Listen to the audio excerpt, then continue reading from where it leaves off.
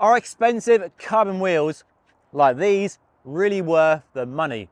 Are they really worth upgrading your road bike to? And can they make you go faster for less effort? In this video, we are gonna find out. This is a bike some of you might recognize from several previous videos. It's a CAAD12 from 2016 that I bought secondhand earlier this year. And after a full service by Jim, the bike guy, and some new cables, bar tape, some new tires, I've been riding it on my local roads for the last few months and really enjoying how good a 7-year-old bike is. But one upgrade I've been keen to do since I bought it are the wheels. So let's get the wheels swapped and see what difference it makes, both in terms of looks, but more importantly, speed and performance. Before I switch the wheels over, let's see what we're dealing with in the first place.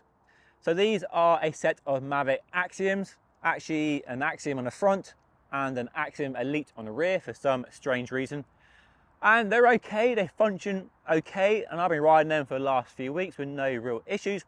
Now, Cannondale has a bit of a reputation for cutting corners on wheels, and that's definitely the case here. We have a really nice high quality frame, old Tegra group set, and that amazing hologram crank set. But the wheels are definitely an area on the bike where they save some money. So these retail for about 250 quid here in the UK, if they still make them, because rim brakes, not so fashionable anymore. They're quite heavy, nearly 2 kilos, so a lot of weight on the bike. And they're very narrow as well, 17 millimeters internally, so not fantastic with a wide tire.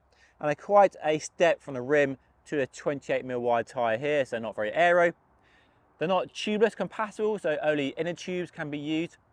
But on the plus, we have aero bladed spokes, and the hubs are quite high quality, so not terrible, but I think we can do better.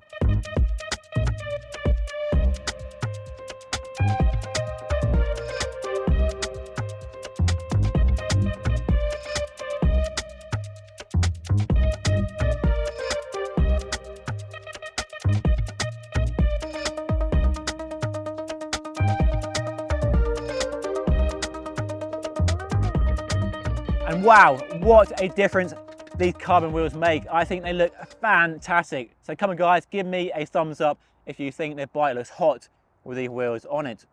So these are Hunt's flagship rim brake wheel set, claimed to be the fastest rim brake wheel set they've ever made. And with a 52mm deep rim, they definitely look aero and faster than the Mavics they replace. They're also much wider, a really fat carbon rim, so better with wide tires like these, and a nice smooth transition from the rim over the brake track to the tires. And despite being so much more aero than the Mavics, they're also much lighter, just over 1500 grams, so a big chunk of weight saving on a bike. So more aero and less weight should be a winning combination when it comes to testing these wheels back to back later in the video. The only downside to these wheels is what they've done to the total price of the build. It's no longer an affordable bike. These retail for about £1,000, although they're currently on offer for £850, so a big chunk of cash. Now, they are brand new. I did actually look for some second-hand wheels for this bike, but prices for second-hand rim brake carbon wheels on eBay and Facebook Marketplace seem to be quite high. And the other big concern I had is trusting the seller when it came to how much life was left on a brake track. And that really is a big risk you take when buying second-hand rim brake carbon wheels. And I should add that Hunt have not sponsored this video at all. No money has passed hands here. They haven't paid me to promote these wheels at all. It's simply because Hunt is one of the few wheel brands still offering and selling a high-level, high-quality rim brake wheel set, and in fact, they were happy to loan me some wheels for a few weeks to ride on their bike. So as soon as the video is done, they're going back in the box and back to Hunt. So it's time to find out whether expensive wheels are really worth the money. Can they help me go faster or ride at the same speed for less effort than the Mavic Axioms? I'm going to do some time testing and find out.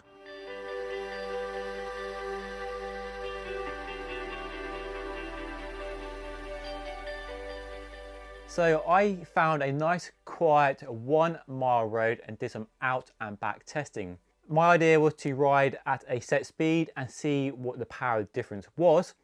Different ways of testing products. I chose this method because I don't ride around staring at my power meter. I ride by speed, and I think most people watching the video probably do as well. And the idea being, in theory, that the aero wheels should require less power, less effort because they're more aero. So with a rolling start, I set a pace of 30 kilometers per hour on the first outward leg, and then turned around and came back at 40 kilometers per hour and did a test several times on both wheels. And as you can see from the numbers on the screen right now, the carbon wheels did indeed require less power and less effort to ride at 30 and 40 kilometers per hour than the shallow alloy wheels that the bike came with. But I should add that the data does show how difficult doing real world testing is with all its pesky variables. I tried to eliminate as many variables as possible and ride as consistently as I could. I did ride at the same speed for every run, but it shows how much the power does fluctuate even within my fairly constrained testing. So quite tricky, but the takeaway is that the carbon wheels require less power, and so you can ride at the same speed for less effort. But this isn't where our testing stopped. We need more than ride up and down the same roads staring at our power meters, don't we? So for the last few weeks, I've been riding this bike with these wheels on my local roads and routes that I know really well with heart rate and power to get a better feel for how the bike performs with this wheel upgrade.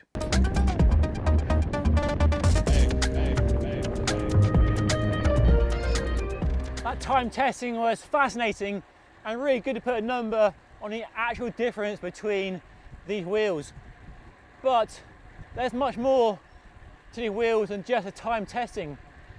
These wheels just feel amazing and they make riding fast easier. And the faster you go, the better they feel. And the best bit, they make a wicked sound when you're accelerating and sprinting.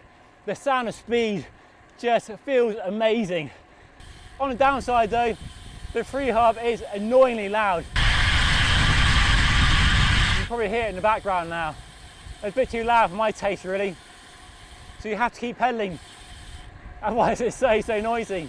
The common downside with a deep section aero wheel set is when riding in windy conditions and that stability, especially the front wheel and the handlebar being tucked around in your hands when riding in quite tricky conditions. But so far these feel pretty good. Not the most stable wheel set I've ever tried, but not the worst either. So pretty good actually, about what I expect of a wheel set like this. The smoothness and ride quality is pretty similar actually. They're probably a fraction smoother than the Mavics with the same tyres and tyre pressures. I'm on tubeless on these wheels. I had inner tubes on the Mavics, so a small difference there. The bike is still quite jittery, still quite a firm ride. That aluminium frame isn't as smooth as a good carbon frame, so it's still quite a firm ride, occasionally jittery on some rougher bits of tarmac. It's not terrible. Sort of what you expect for an aluminium frame really. And the wheels are a bit lighter. I'm not sure if I really noticed that or appreciated it much on the climbs, but the bike does feel much more lively, much more agile, changes direction really easily. You throw in the corners with precision, so it feels more sprightly. Not sure if that's the weight or the aero or stiffness. The stiffness of the wheels is good too. I can't get any hint of flex or brake rub even when trying my hardest, so stiffness is very good. One department where the alloy wheels definitely have an advantage is braking. It's been a while since I've ridden a bike with rim brakes, and a bit of a reminder of how good disc brakes are really. I know that'll upset lots of you.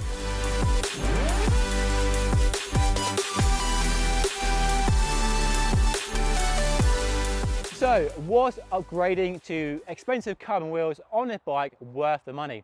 Well, yes, when it comes to looks, performance and speed, it's a no-brainer. So if you want to upgrade the performance of your road bike and you have some cheap alloy wheels on it, going carbon is an obvious way to unleash more performance and better looks as well.